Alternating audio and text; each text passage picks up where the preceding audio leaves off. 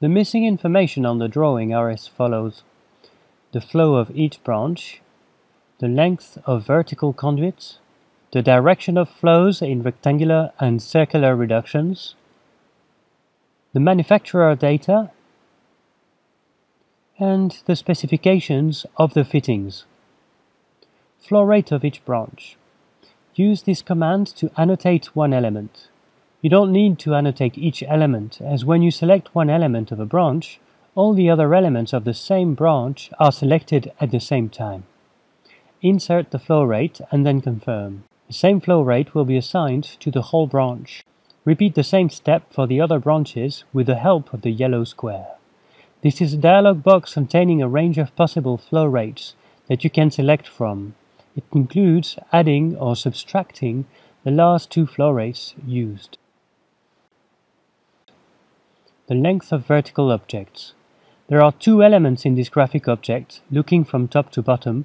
It is made of a conduit and then an elbow. When clicking on the conduit, we can quickly see that the pressure drops weren't calculated. This is normal, as the length is not indicated. Enter the length value and then confirm. The pressure drop is then displayed. The green square confirms this. When clicking on the elbow, the pressure drop is displayed. The green square confirms it was calculated. This graphic object is now completely annotated. About the direction of flow in the reductions and transformations in general.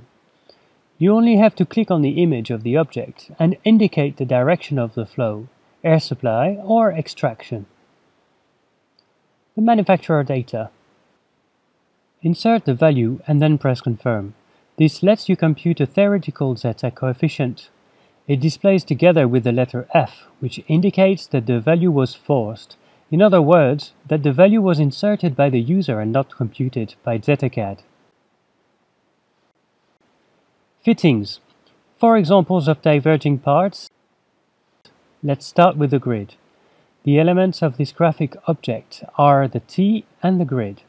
The position of this object is unusual, as it is at the end of the network. On the right of the grid, the flow equals 0. In this case, the object is called a T with a cap.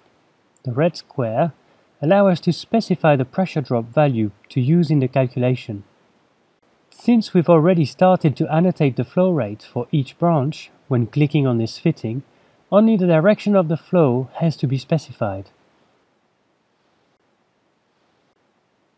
The flow rate for each entry or exit of the T are automatically worked out. This graphic object contains several elements. Only the elements for which a pressure drop value is given will be taken into account for the computation. To display or hide the pressure drop, click on it.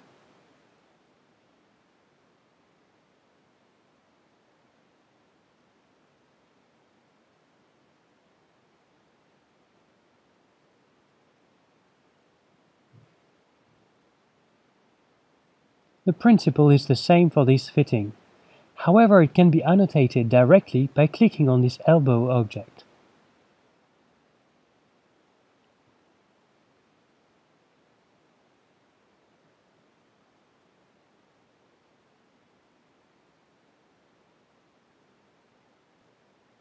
Let's focus on the use of the red square in two different cases. First case. In this T, we must indicate the pressure drop from 2 to 1. In the other T, we must indicate the pressure drop from 2 to 3. Note that we don't need the elbow or the conduit. And here we need all the elements. For this T, we'll indicate it from 2 to 3. Second case, here we need all the elements.